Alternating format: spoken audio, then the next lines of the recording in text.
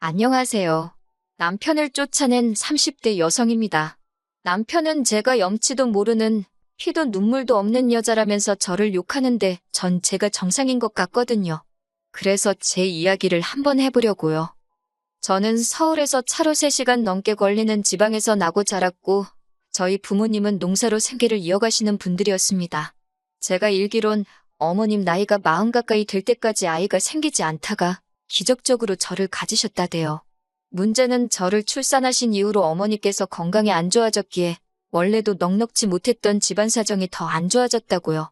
하지만 저희 부모님께선 당신들 능력이 닿는 선에선 저에게 최선을 다해주셨고 그래서 저도 더 앞바리처럼 열심히 살았네요. 그래서 전액장학금을 받는 조건으로 대학을 다니게 되었지요. 하지만 등록금을 제외하더라도 서울에서 대학 생활을 시작하니 기숙사비부터 시작해서 정말 숨쉬는 거 하나하나가 다 돈이더라고요. 게다가 나중에 알게 된 게 기숙사가 오히려 근처 고시원보다 비싸더라고요. 그래서 1학년 2학기엔 바로 사는 곳을 고시원으로 옮겼네요. 사실 당시 이미 저희 부모님은 두 분 다 환갑에 가까운 나이셨기에 가능한 경제적인 부담은 드리고 싶지 않았거든요. 그래서 일주일에 과외만 4-5개를 하며 돈을 벌었어요. 정말이지 학교와 과외, 그게 제 생활의 전부였지요. 그렇게 살다가 대학교 3학년이 되었을 때 군대에서 전역한 지금의 남편으로부터 고백을 받았습니다.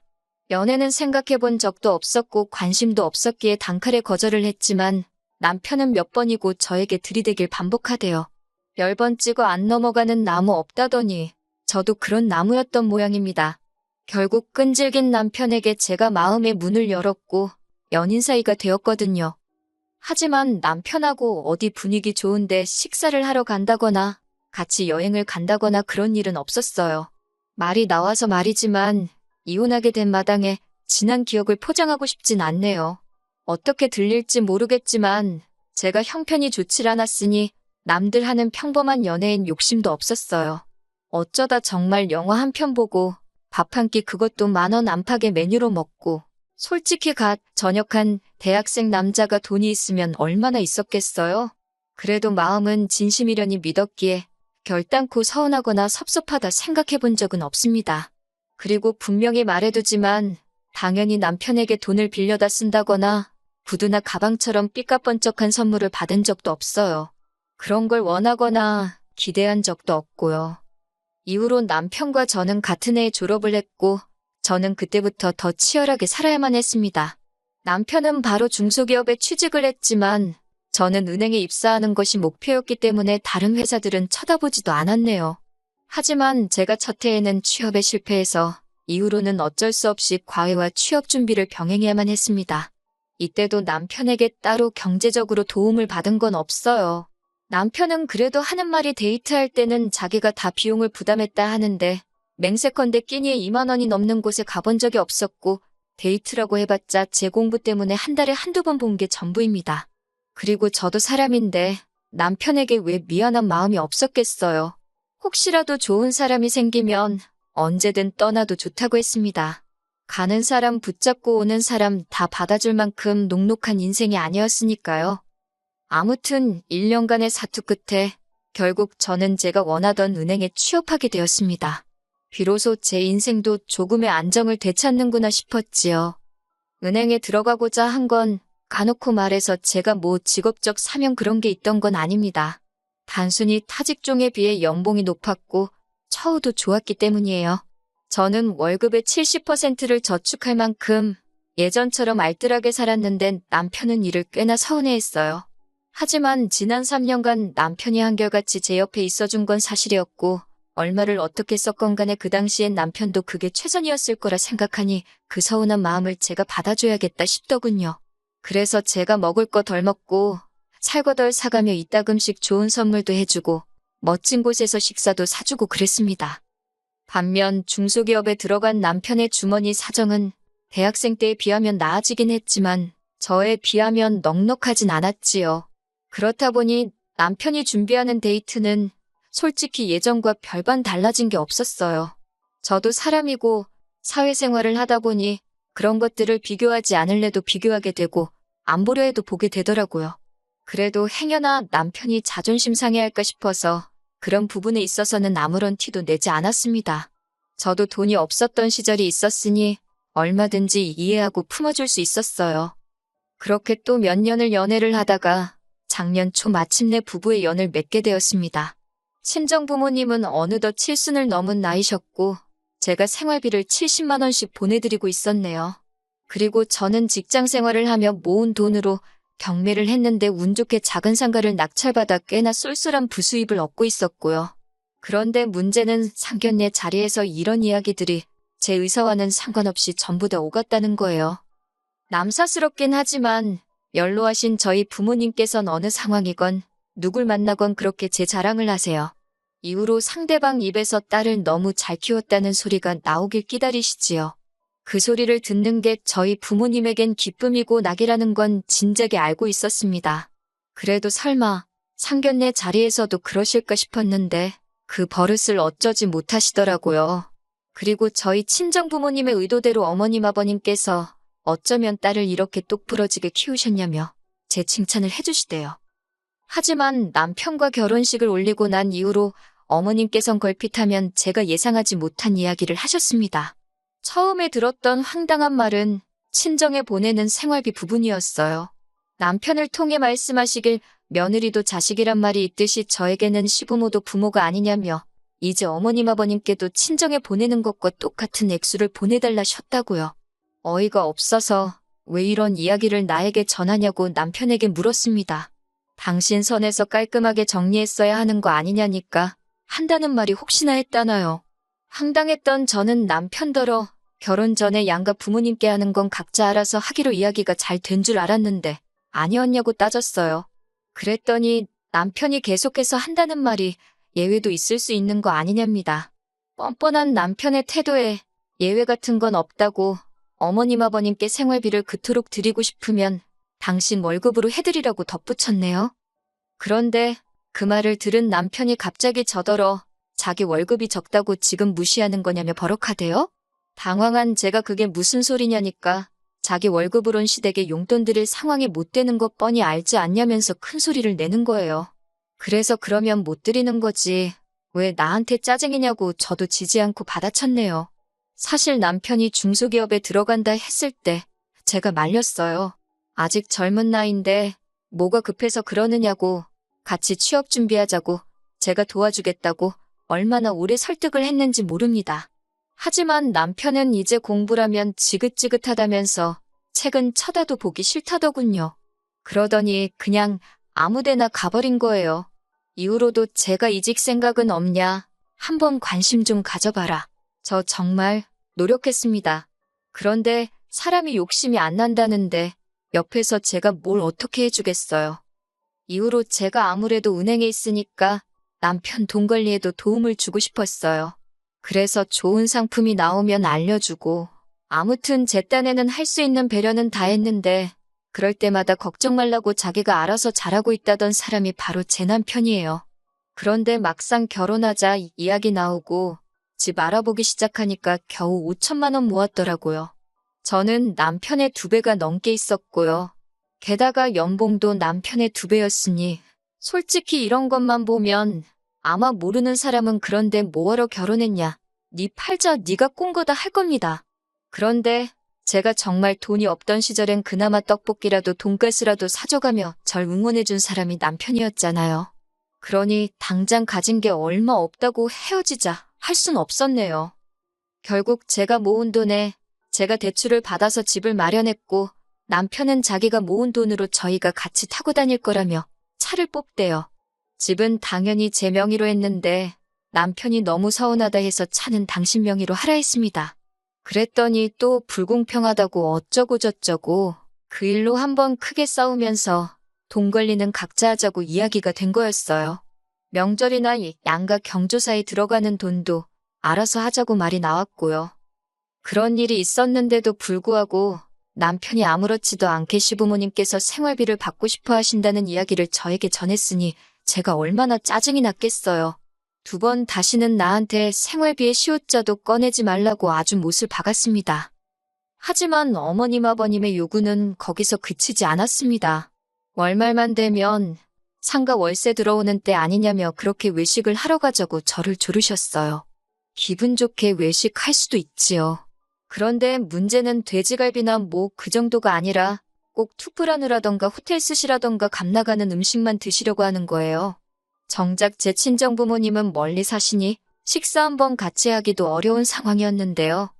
그래도 결혼 초기에는 호텔에서 한 번도 안 드셔보셨다 하니까 이참에 한 번 사드리자는 마음으로 몇 번 모시고 갔습니다.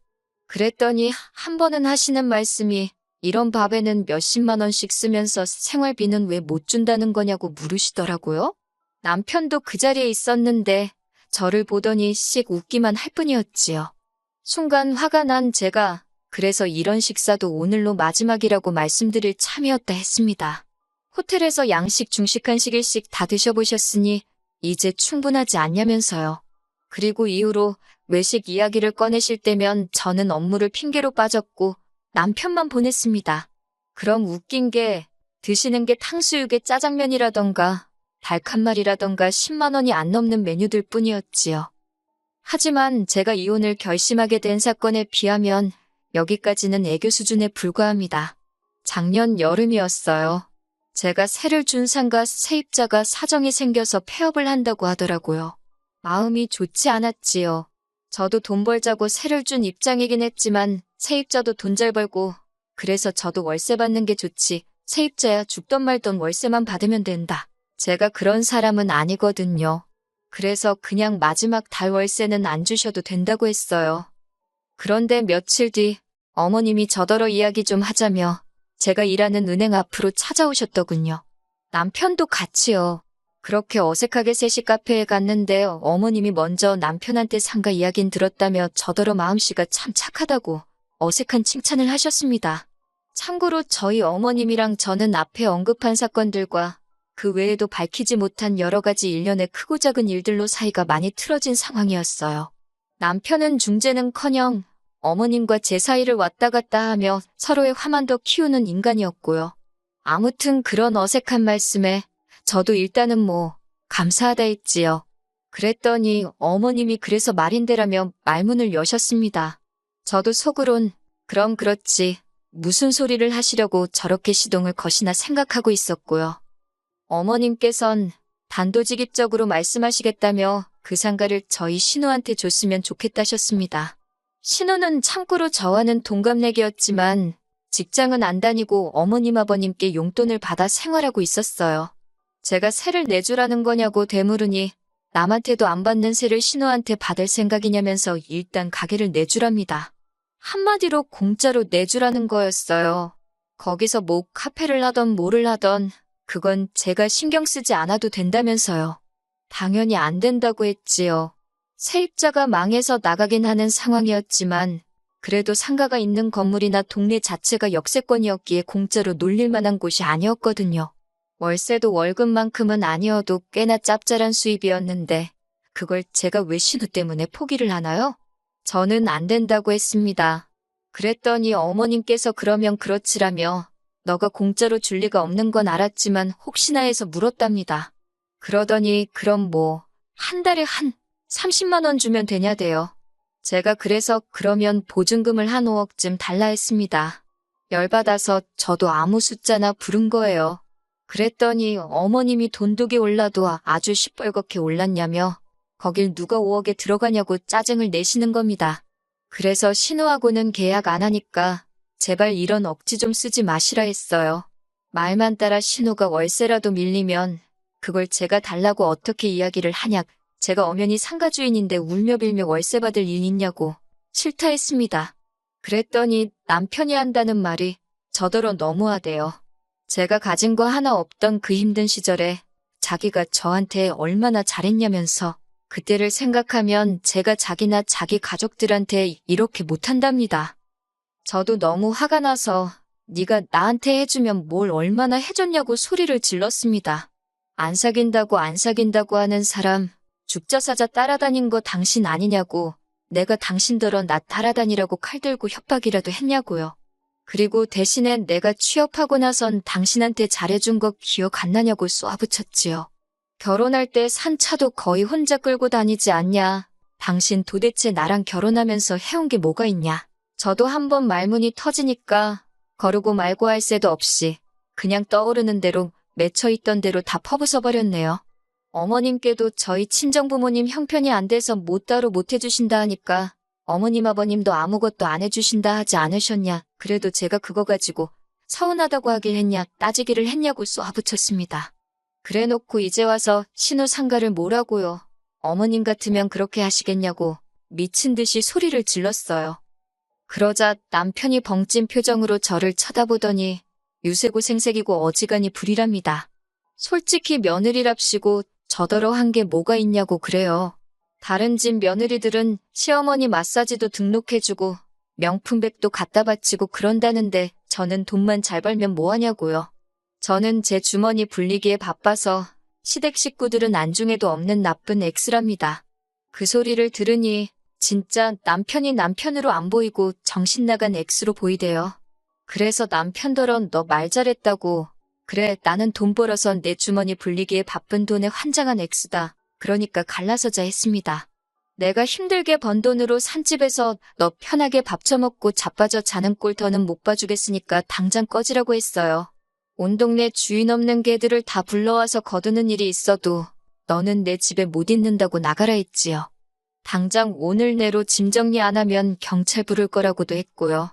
그놈의 혼인신고도 하러 가자고 할 때마다 피곤하네 어쩌네 요리조리 게으름만 피우더니 그땐 그게 그렇게 서운했는데 이때만큼은 아이고 감사합니다 싶더라니까요.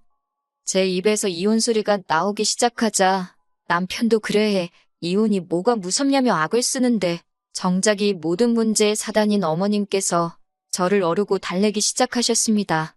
당신이 생각이 짧았다면서 아들놈 교육 다시 시킬 테니 이혼 소리는 하지 말래요. 이혼하면 여자만 손해라나 어쩐다나. 제가 그런 어머님을 횃부리치고는 손해봐도 된다고 이혼할 거니까 마음에 없는 소린 하지도 마시라 했습니다. 그리고는 먼저 카페에서 나왔어요. 집에 도착해 남편 짐을 하나씩 끄집어냈습니다. 새삼 남편이란 작자가 정말 이 신혼집에 이 신혼살림에 공헌한 바가 없다는 게 눈에 들어오대요. 10여 년의 세월이 이렇게 순식간에 힘을 잃을 수 있다는 사실에 스스로 놀라면서도 정은 뚝뚝 떨어졌고요. 대충 쓰레기 봉투랑 택배 상자에 남편 짐을 담아서 현관밖에 끄집어 내놨습니다.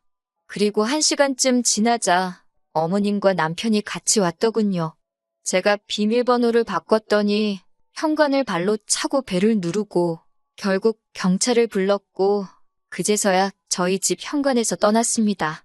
솔직히 전 혼자 있었으니 저러다 현관문 어떻게 되는 거 아닌가 싶어서 무서웠어요. 저는 집을 팔기 위해 내놓은 상황이고 지금은 은행 근처 오피스텔에서 머물고 있습니다. 남편은 하루에 12번도 미안하다 했다가 저더러 나쁜 엑스라 했다가 솔직히 무서워요. 요새 제정신 아닌 전남편, 전남친들이 많잖아요. 당분간은 조심하고 다녀야겠다는 생각뿐이네요.